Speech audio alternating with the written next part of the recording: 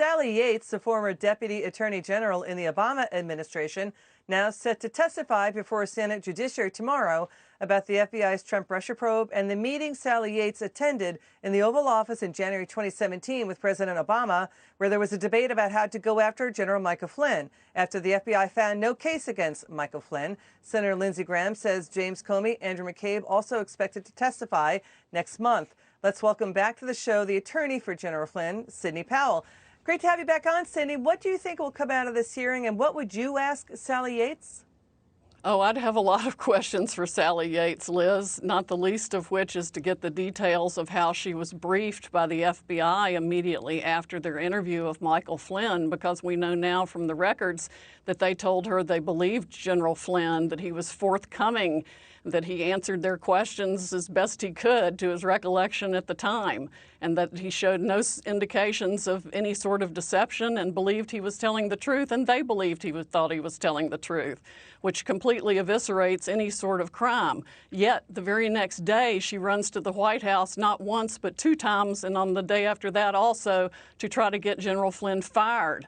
It's absolutely inexplicable. And then, of course, there's the extensive conversation in the Oval Office on January 5th, and we now have Peter Strzok's notes that appear to be another conversation in which she participated about the recordings of Flynn's conversations with Ambassador Kislyak. They all knew that those conversations were perfectly legitimate and part of Flynn's job. There was no Logan Act violation, and they knew that. She, in particular, said that there was none and it wouldn't fly. So she has a lot of questions to answer. Yeah, Joe Biden had wrote down, or whether the government declassified documents showed Joe Biden brought up going after Flynn using the Logan Act. There's also this key question as well. The debate is, would Sally Yates still sign off on and approve the FBI's FISA wiretaps on Carter Page, given what she knows now about FBI abuses of the FISA court, the FBI misleading the FISA court, not disclosing to the FISA court they were seeking FISA wiretaps based on the now discredited, debunked opposition research, the Steele dossier. Democrats paid for that. It was going to be used to contest the 2016 election if Hillary lost. That's what ended up in the FBI. What would you ask Sally Yates about that? Well, first of all, I'd ask her if she actually read the application before she signed it, because it's a verified document, and any good lawyer reading that document would not put their name on it as asserting probable cause. It didn't include a firsthand statement of personal knowledge of any wrongdoing whatsoever. There was no probable cause for anything in those applications. It's appalling that search warrants, FISA warrants, were granted on them at all.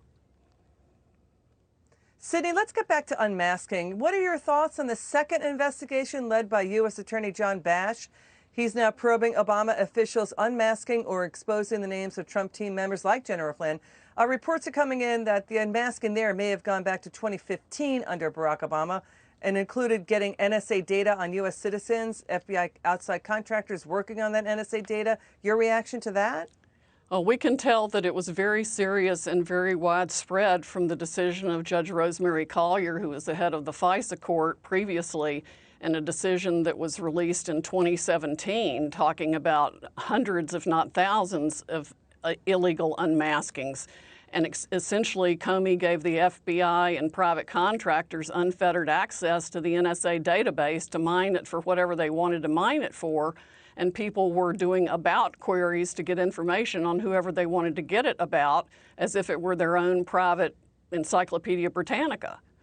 So there are scads of violations, and I think they go back to 2014 as to Flynn, probably not long after he left DIA. So this is massive abuses of power under the Obama administration, deeper and more widespread than people may realize. Because, Sidney, there's also this story. A nonprofit watchdog group on privacy and surveillance, former House Judiciary Chair Bob Goodlatte, he's a Republican out of Virginia, he's a senior advisor now advising them. They're hitting the Office of the DNI with FOIA requests. They want to know about whether intelligence officials under the Obama administration were spying on, did surveillance, and unmasking of 48 current and former members of Congress. These are members of Congress from January 2008 to January 15, 2020. Senator Rand Paul tweeted about that 3 years ago saying, yeah, he thought he was being spied on and unmasked. Your reaction to that? Well, don't forget, John Brennan was spying on members of Congress with CIA assets and NSA tools of electronic surveillance. They were spying on anybody they wanted to spy on. And then Brennan also formed this thing called a fusion cell, or the hammer, or whatever people want to call it, that was used to just explode surveillance information and activity over all kinds of Americans, particularly Congress. And in fact, I've been told even I was surveilled several years ago. So that's the danger Senator Grassley and Republicans are talking about, that we do not, the Republicans are saying we don't want to turn it to East Germany where we're spying and snitching on each other. And that if they could do it to General Flynn, they could do it to all of us. Your word on that? Exactly. And they have been doing it on all of us, Liz. That is what all needs to be uncovered and explored and exposed for the American public to know how bad the surveillance state has been and is. And it's only gotten worse, and this COVID mess is only going to make it worse. That's part of the contact tracing I find extremely objectionable, all of it. It's way too much government intrusion in what is supposed to be a free society. I'd like to switch gears.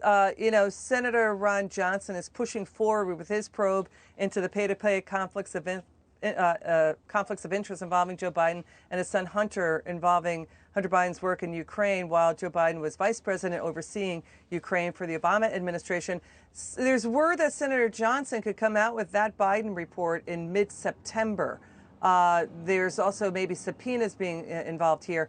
We're seeing Democrats like Nancy Pelosi go on CNN saying, well, this is effectively the Republicans meddling in the upcoming election, when these probes into the Biden started last year in 2019. Your reaction to that?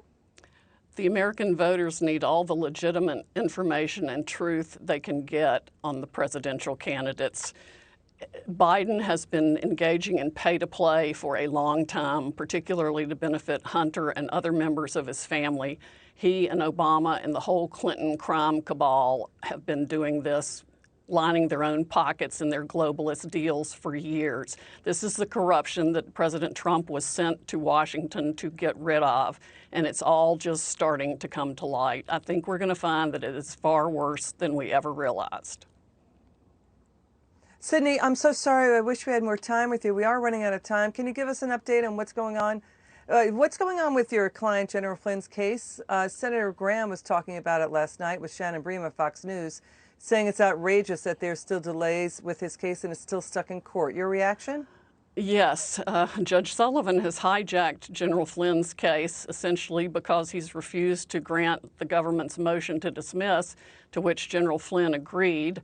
It's the only case in the country I'm aware of that this has ever happened in like this, and it's going to be re-argued on Tuesday to the entire D.C. Circuit Appellate Court, the Federal Appellate Court for the District of Columbia.